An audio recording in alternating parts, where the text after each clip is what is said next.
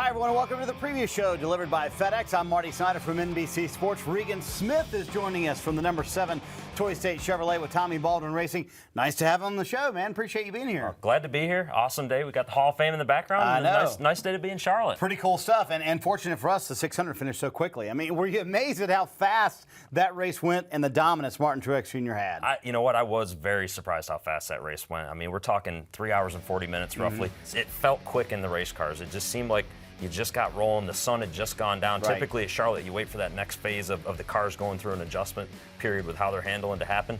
And it never really got there because the race was over by the time it did get there. So a quick race, and obviously Martin Truex Jr. and the whole 78 team, they pretty much put it on everybody Sunday night. That's the only thing I can say about that. Well, let's talk about that. They've had speed like that the last couple of weeks, but did you expect a performance like that and that dominant?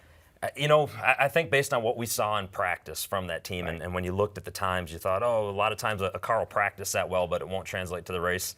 You just had that gut feeling that they were going to translate it to the race. They were starting on the pole, so they had the clean air from the start. And when he got out there in that clean air, he just took off, and it was pretty evident early on. Nobody had anything for him. They did a good job of keeping up with the track and keeping their car fast. And I wish I was surprised by it. I wasn't surprised by it. The only thing that surprised me was that we didn't see him do it the week before in the All-Star race also. Well, I'm wondering, you're a guy in the garage area, obviously. When was the last time you saw a win this popular? Because it seemed like everybody was there congratulating him, and in the garage area, it was a very popular victory. Yeah, well, certainly, I think we've all, it's been documented, Martin and Sherry's story, his longtime girlfriend, and what's gone on with them. Just a cool win to see, and Martin probably could have 4 wins this year. If you really look at the performance of that team, his performance and what's been going on, you could easily make a case that he could have 4 wins. So sometimes you get excited about guys winning. Martin's a well-liked guy in the garage area. You get excited to see that. That turns quickly, though, when he starts to win a couple of races. So should the garage area be worried this weekend at Pocono? He's that dominant at Charlotte. Now we got a Pocono where he won this race last year. I'd be very worried. I would be extremely worried if I was the garage area. He's got the track record there of going fast. Both races last season, I think they had a shot to win. They won one of them. I would not expect anything that much different this weekend at Pocono than what we saw at Charlotte. I think that 78 car is going to be very fast.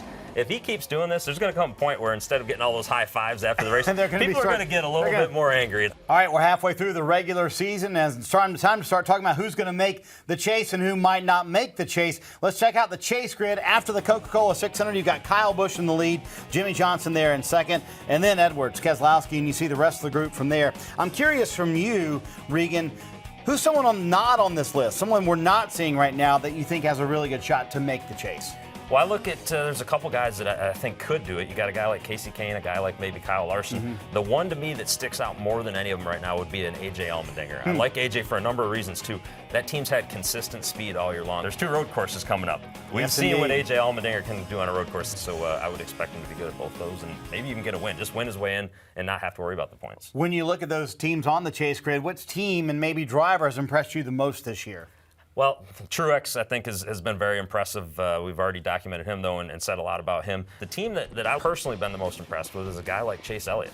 Here's a rookie who's gone out, and every week, he's been in the top 10. He's had that consistency. That team's had the speed. You can make the argument that him and Jimmy are kind of leading that company right now along as they go. So I've been really impressed with what Chase Elliott's done. We'll see when it gets down to chase time what happens. Right now, I think he could be a guy to watch later on. Chase Elliott impressively 10th on the chase grid as of right now. All right, you mentioned Pocono. That's where we shift our attention to this weekend. It's been a few years since you've been to Pocono. What kind of challenges overall does that racetrack present? And with you not being there for the last couple of years, what kind of challenges are you saying, man, I got to think about that this weekend? Yeah, it presents a lot of challenges. Not only the drivers, but the crew chiefs, too. You got a racetrack with 3 completely different corners modeled after 3 totally different racetracks.